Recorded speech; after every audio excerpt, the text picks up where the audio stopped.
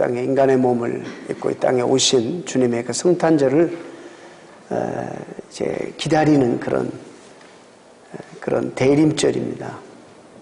여러분 주보 앞에 대림절의 의미와 그 유래를 잠시 글로 제가 써놨습니다. 한번 읽어보시면 좋겠고, 또 우리가 해마다 이때가 되면 12월에 되게 되면 한 해를 또 정리도 하고 또 내년도 계획도 세우면서 참 의미 있게 보내는 그런 달입니다.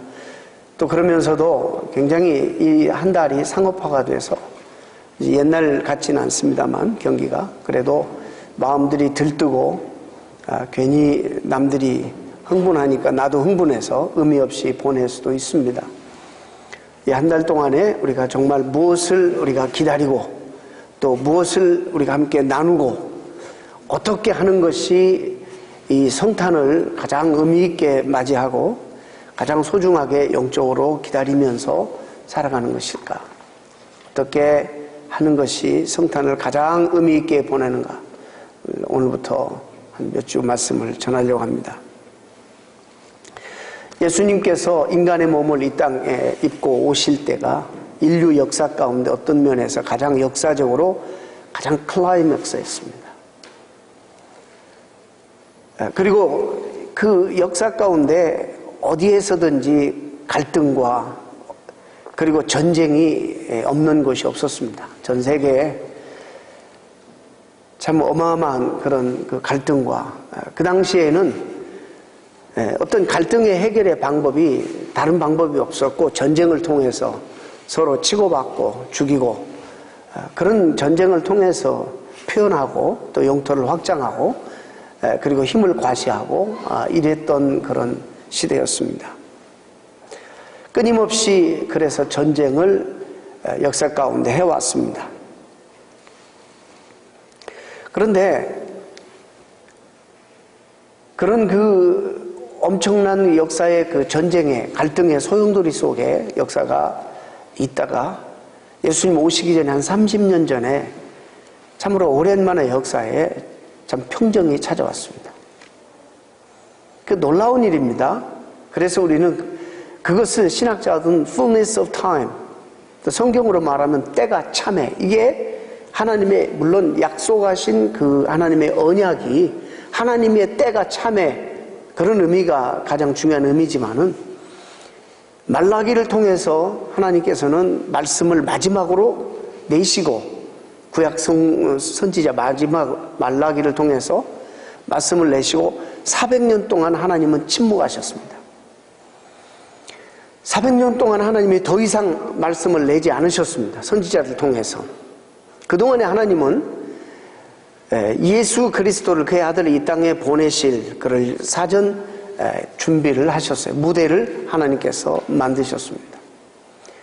참으로 역사적으로 보게 되면 예수님 오시기 전에 30년 전에 그 역사가 소용돌이친 역사가 잠잠해지고 오랜만에 평정을 되찾고 예수님이 이 땅에 오셔서 공생애를 사시고 십자가를 지시고 부활하시고 승천하시고 다시 참으로 인류 역사를 떠나시고 난 다음에 다시 이 갈등과 전쟁이 끊임없이 오늘 이 순간까지 있게 된 것입니다. 참 그 한 50여 년, 한 반세기 동안에 정말 하나님께서 이 역사를 참으로 평정을 이렇게 붙드시고 참 놀라운 섭리 가운데 하나님이 예수님을 그 기간 동안에 보내셨습니다.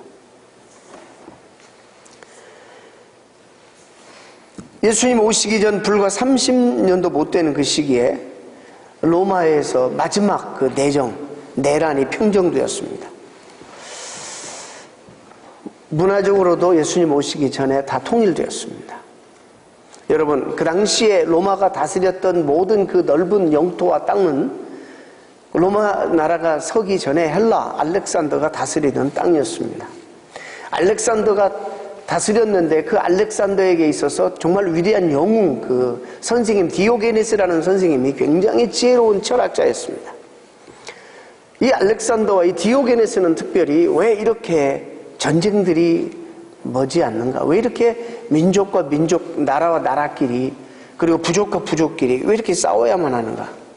세계 평화를 위해서는 도대체 어떻게 해야 될 것인가를 고민하다가 서로 보니까 그들의 관찰에 의해서 보면 문화가 다르고 언어가 다르면 싸우더라는 거예요.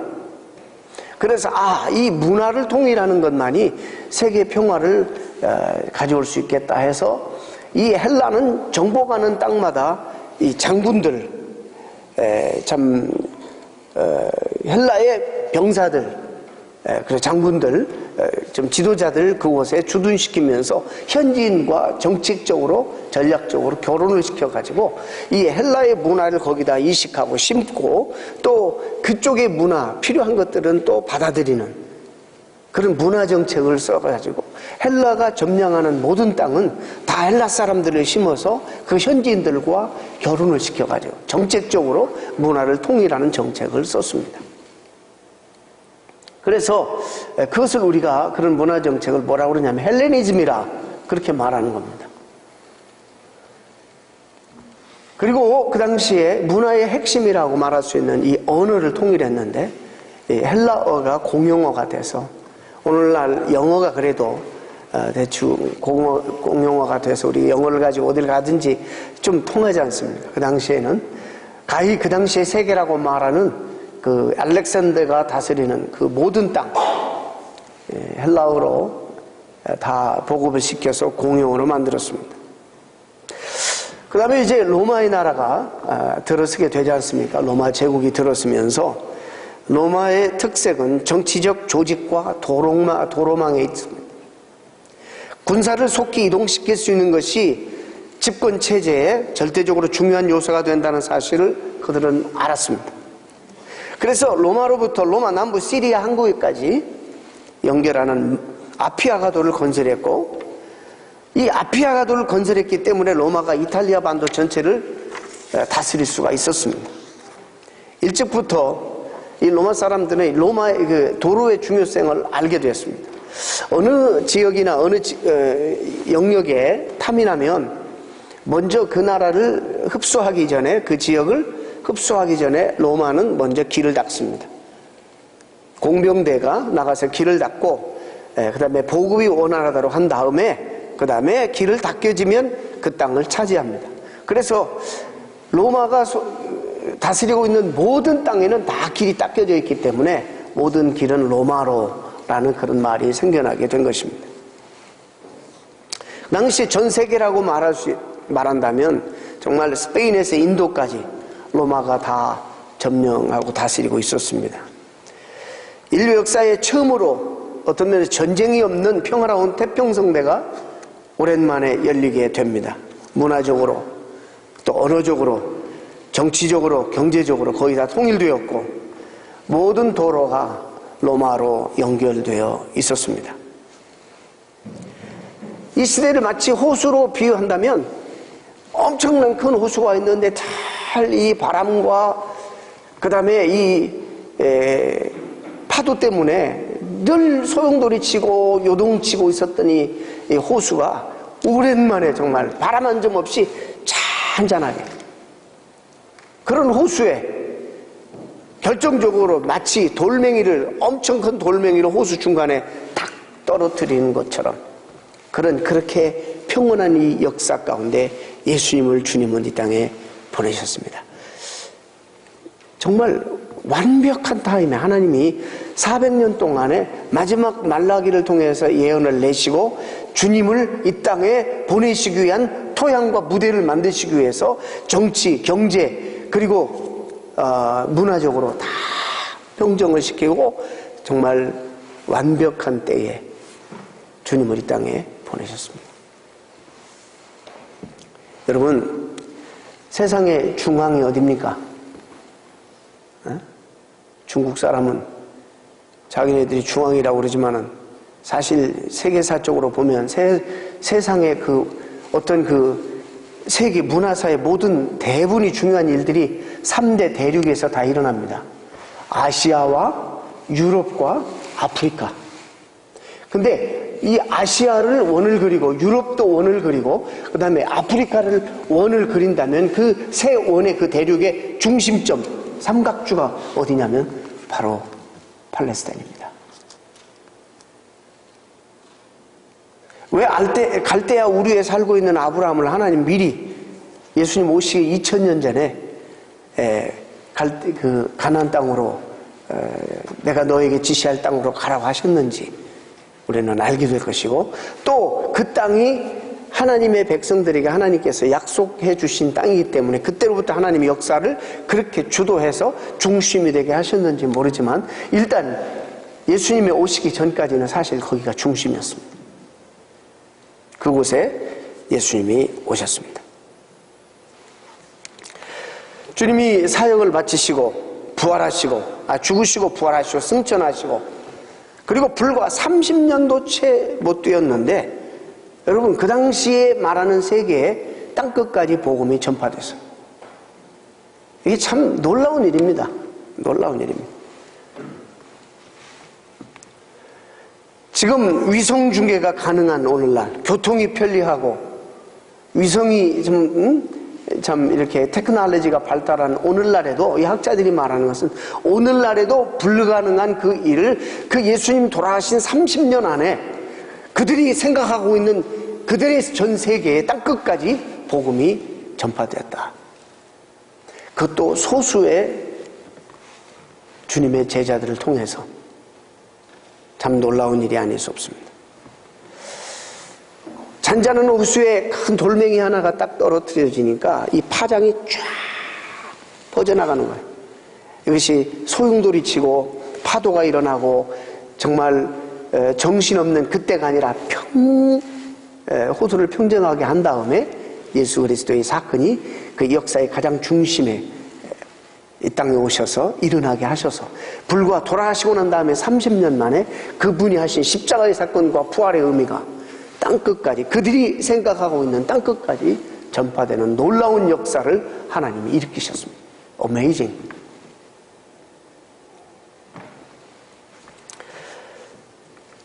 자, 오늘은 마가복음을 통해서 우리가 이 시즌을 어떻게 준비해야 될 것인가를 좀 한번 좀 들여다보려고 합니다. 마가복음에 그 세례 요한의 이야기가 나오는데, 특별히 세례 요한이 하나님 말씀을 여기서 인용하고 있죠. 마가가 인용하고 있습니다. 선지자 이사야의 글에 보라, 내가 내 사자를 내 앞에 보내노니 저가 내 길을 예비하리라. 여기서 내 다른 겁니다. 내가 하나님이, 주님이 너희 앞에 내 사자를 보낸다. 너희의 길을 준비시키기 위해서, 내가 갈 길에 너희 길을 준비하기 위해서, 나에게 가까이 나오도록 준비하기 위해서 보낸다. 이런 말씀을 지금 구약의 말씀을 인용합니다. 출애굽기에도 23장에 이런 말씀이 나옵니다.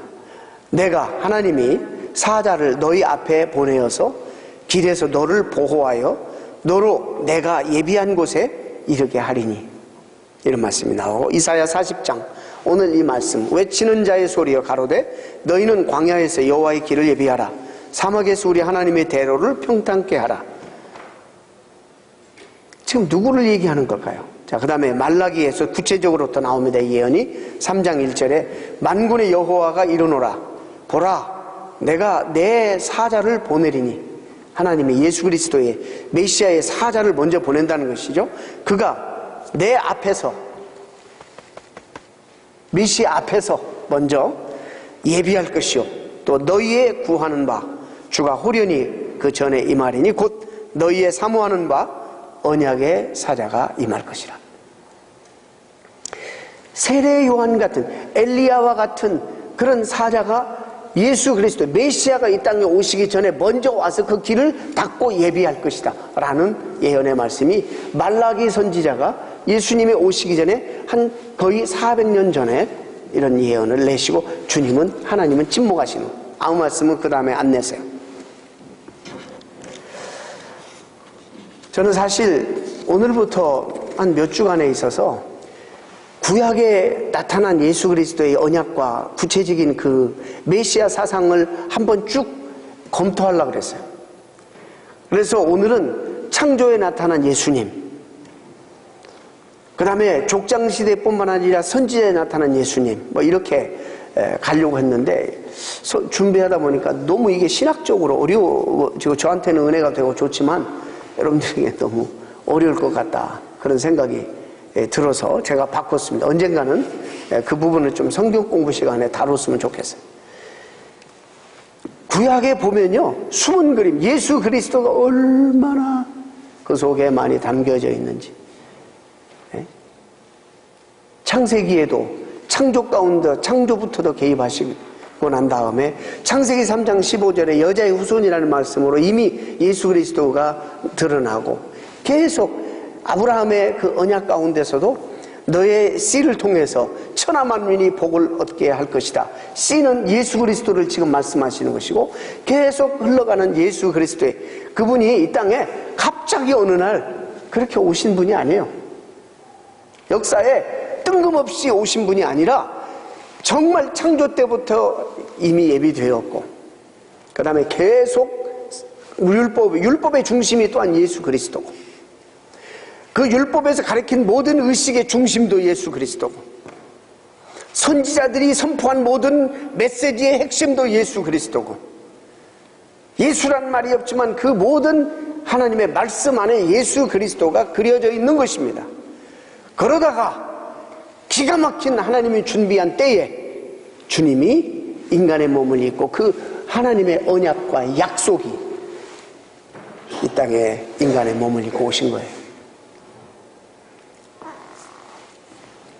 그런데 너무 그나마도 당황할까봐 구약의 이 모든 말씀을 다 주었으면서도 이스라엘 백성들이 그 하나님을 자기 민족의 하나님으로 만들고 민족 종교로 만들어버리잖아요. 그래서 이방인들과 이 하나님을 나누질 아니하고 하나님의 사랑과 은혜를 나누지 않잖아요. 우리가 구약을 보면 다 그렇게 보이는데도 뜬금없이 생각하는 분들이 이렇게 많이 있기 때문에 하나님은 엘리야와 같은 선지자, 주의 사자를 미리 보내는 거예요. 그분이 누구예요? 세례 요한이에요. 오늘 세례 요한. 사도 요한은 아니에요. 세례 요한. 자, 그분이 뭘 외치느냐? 회개하라. 정말 주님이 이제 이 땅에 메시아가 오시기 때문에 너희들이 마음을 준비하고 이제 거룩하신 하나님을 맞이할 마음을 준비하라. 이러면서 그분을 맞이하기 위해서는 우리가 하나님 앞에 돌이켜야 되는 거예요. 세상을 향해서 살고 나만을 위해서 살고 세상의 공중에 권세 잡은 그런 자가 다스리는 그 원리를 가지고 살던 사람들에게 돌이키라.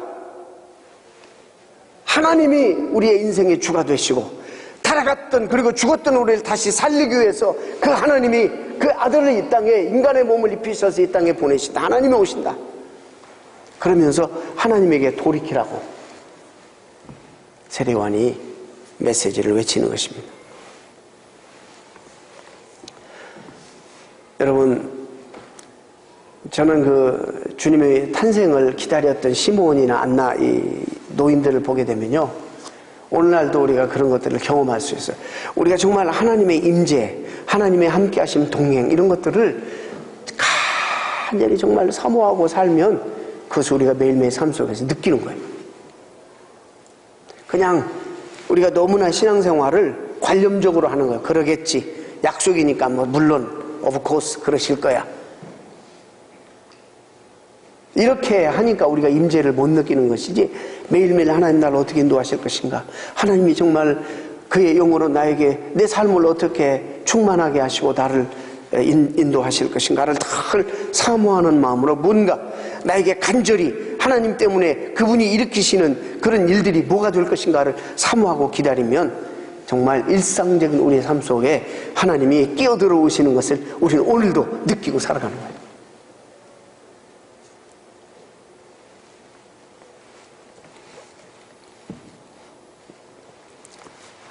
정과 욕심으로 더럽혀진 우리의 마음을 회개하여서 깨끗하게 씻지 않으면, 돌이키지 않으면 인생의 주인이 나라고 생각하고 성공이 전부라고 생각하고 이 세상에 보이는 것이 전부라고 생각하는, 그래서 저 방향을 향해서 달려나가는 그런 많은 사람들에게 여기서 회개하라는 말은 메타노니아, 돌이키라.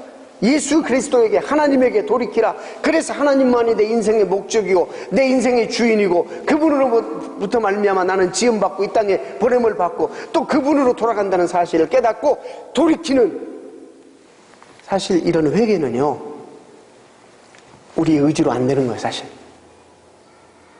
어떤 의미에서. 근데 이상하게 우리의 어떤 노력도 또 필요한 거예요. 하나님의 계시가 우리에게 임해야지, 하나님의 은혜가 임해야지 돌이키는 이런 일들이 생겨나는 거예요. 그래서 회심의 역사는, 중생의 체험은 하나님이 하시는 일이에요. 어떻게 돌이킬 수 있어요?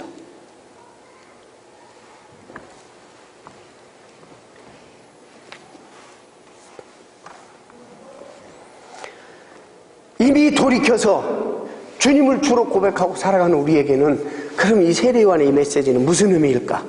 2014년도에 이제 주님 성탄을 맞이하는, 강림절을 맞이하는 우리에게는 이게 무슨 의미일까? 우리는 이미 주님을 주로 고백하고 돌이켜서 살아가는데도 아직도 주님에게서 자꾸 멀게 하는 우리의 삶들이 너무나 많다는 거예요. 이런 것들을 좀 더, 하나님을 멀리하게 하는 것들을 조금 정리하고 집중하라. 하나님 기뻐하시는 그런 삶의 모습을 가지고 살아라. 그런 메시지로 드려야 할 것입니다. 이 말은 여러분, 하나님으로부터 멀게 하는 그 모든 것들로부터 돌이키십시오. 이것이 성탄을 맞이하는 여러분들이 해야 될 첫 번째 일입니다. 그것이 바로 오시는 주님을 준비하는 정말 가장 중요한 일일 수 있습니다. 그래서 우리는 이 강림절에 우리 자신들을 돌아보면서 죄악된 삶에서 돌이키고 하나님으로부터 우리를 멀게 하는 이런 것들로부터, 그런 세력들로부터, 그런 문화로부터 우리가 좀 돌이켜서 하나님 앞에 우리의 삶을 내어드리는 그런 변화, 결단, 그런 열매가 우리에게 있어야 되는 거예요. 빅터 휴고가 쓴 그 레미제라블에 보면 장발장 소리 나오잖아요. 여러분 스토리 다 아니까. 우리가 잘 소개가 안 됐는데 이제 참 경제적으로 정말 어렵고 침체고, 그리고 자기의 자녀들도 아니고 누이의 자녀들을 좀 돌보기 위해서 너무너무 정말 어렵고 힘들어서 생존 문제 때문에 빵을 훔쳐가지고 이것 때문에 감옥에 들어갔다 나오잖아. 이 전과자라는 이유 때문에 어디도 취직이 안 되고 다 손가락질하고 누구도 받아주지 않는 그런 상황 속에서 신부가 같이 살게 되잖아. 받아주고 극진한 사랑과 은혜를 그에게 베풀어 주는데, 그가 은혜 받고 그런 도움을 입고 하는 짓이 뭐냐면 플레이트를 훔쳐가지고 도망가잖아요. 그런데 여러분 이게 잘 안 나옵니다만은 경찰이 붙잡아서 데리고 이제 오는데, 그 과정 속에서 이 신부가, 이 비샵이 이런 생각을 하게 돼요. 이것이 꼭 나에게 필요한가? 이것이 오히려 이렇게 호화롭게 있는 것보다도 내가 이 가난한 자들에게 이것을 나눠야 될 것을 내가 혹시 가지고 있는 것이 아닌가? 이런 생각을 하게 되는 거예요. 그래서 경찰이 체포해가지고 장발장을 데리고 오니까 이 비숍이 뭐라고 하냐면, 여러분 아시잖아요. 내가 촛대까지들 주었는데 왜 그것은 잊어버리고 갔냐? 여러분, 제가 수없이 소개하면서 그 부분에 대해서 간과했던 것 같아요. 내가 혹시 이것은 나에게 있는 것보다 또 다른 사람에게 있어야지 더 빛나고 더 유용이 되고 또 하나님 앞에 영광이 되는 것들이 혹시 우리에게 있다면 조금 이 크리스마스 시즌에 좀 함께 나누고, 그게 우리의 시간이라든지 우리의 은사라든지 또 그게 뭐가 됐든지 우리의 물질이라든지 조금씩 이 그리스도의 성탄의 정신을 조금 우리가 실천하는 그런 달이 되었으면 좋겠다라는 생각이 들었습니다.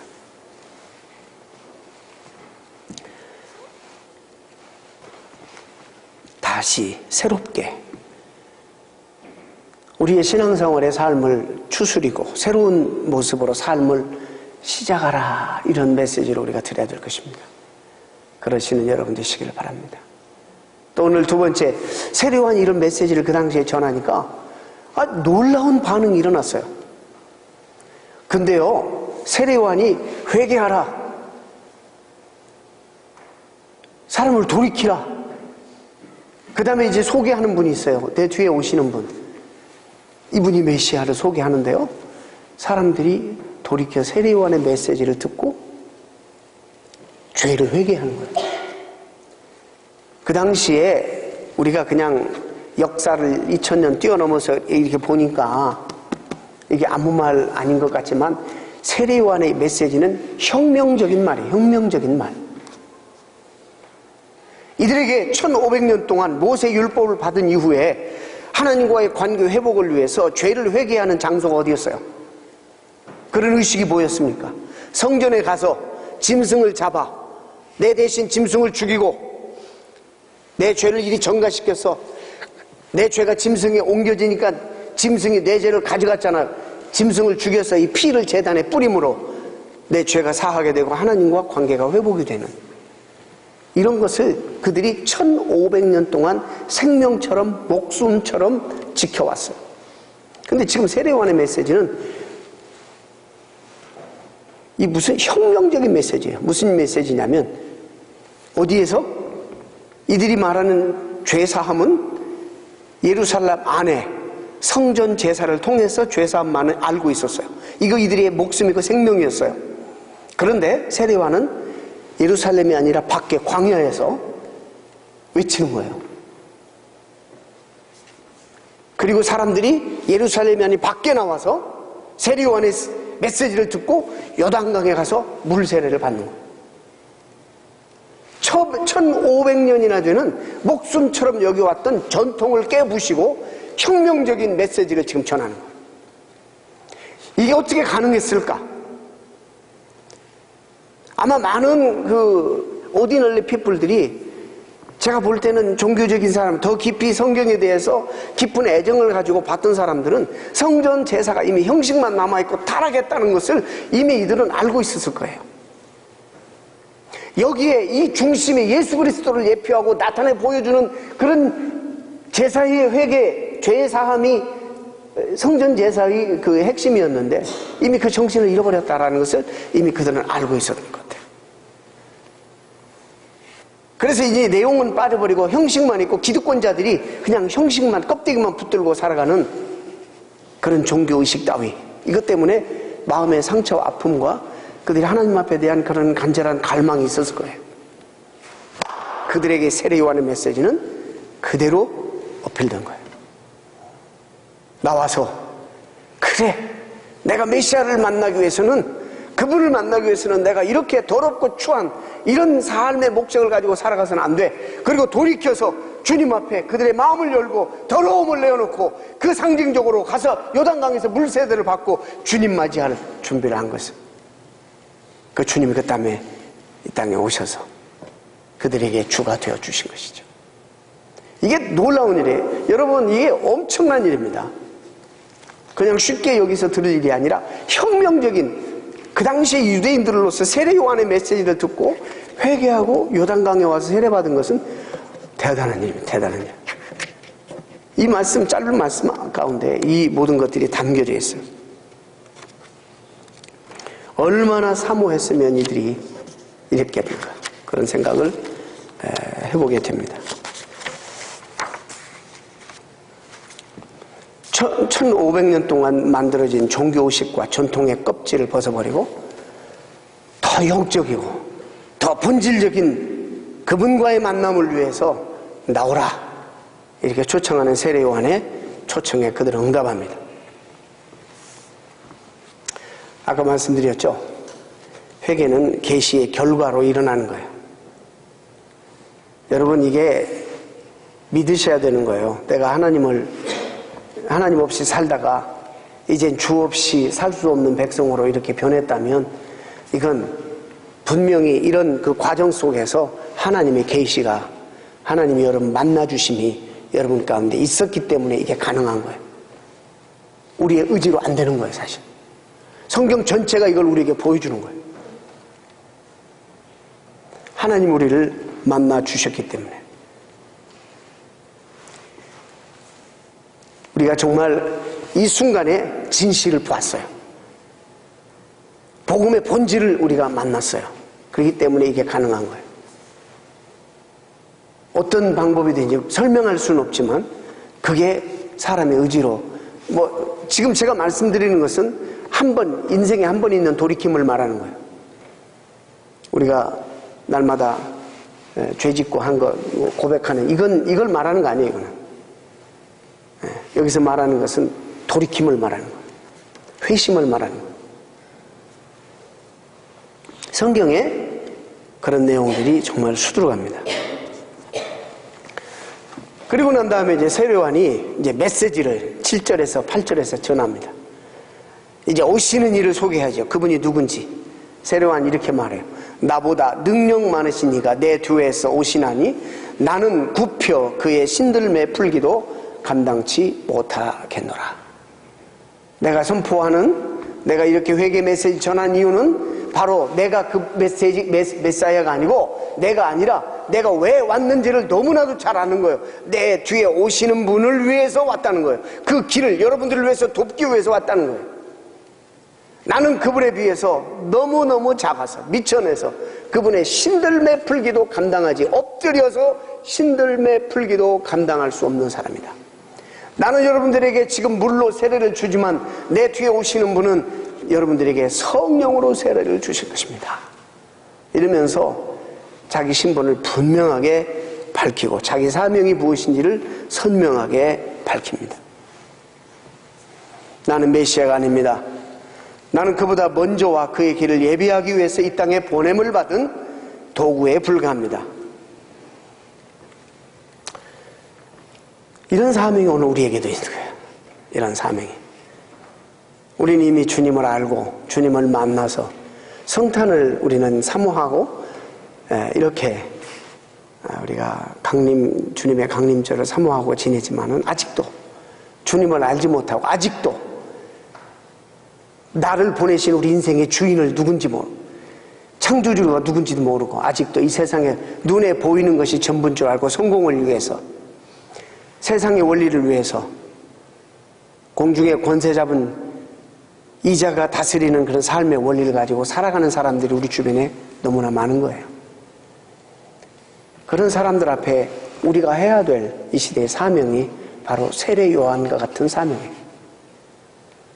우리가 그 길 닦는 그분을 소개하고, 예수 그리스도를 소개하고, 그분이 누군지를, 왜 오셨는지, 왜 오실 수밖에 없는지를 우리가 입술로 소개하고 삶으로 우리가 나타내고, 이렇게 해야 되는 사명이 우리에게 있는 것입니다. 오늘도 우리에게 그런 사명을 하나님이 주셨습니다. 주의 길을 예비하라. 여러분의 삶을 돌이키십시오. 여러분 인생을 다시 한번 점검해 보시고 주 앞으로 돌이키십시오. 여러분의 생애 목표를 점검하고 하나님께서 원하시고 기뻐하시는 일을 정말 목적 삼으시기를 바랍니다. 이것 때문에 메시아가 오시기 때문입니다. 강림절은 우리로 하여금 이 하나님의 이 엄청난 역사를 기억하게 하는 절기입니다. 이 기간에 우리의 삶을 돌아보면서 우리 부분도, 우리 모두도 다 이미 돌이킨 사람들이지만은 다시 변화시켜 하나님 앞에 드려야 될 부분들이 무엇인가?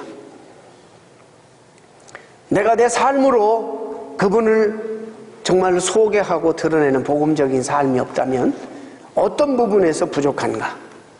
내 방법대로 살아왔던 삶을 하나님의 방법대로 살겠다고 다짐하는 기간이 돼야 되고, 믿는다 하면서 뭐든지 나 홀로 계획하고 나 홀로 결정하고 살던 이 모든 삶을 돌이켜 주님과 함께 계획하고 주님과 함께 결정하고 앞서가지 말고 주님의 인도함을 받고 정말 주님과 함께 동행하며 가겠다는 그런 마음의 결단과 새로운 의지를 하나님 앞에 드리는 그런 기간이 돼야 될 줄로 믿습니다.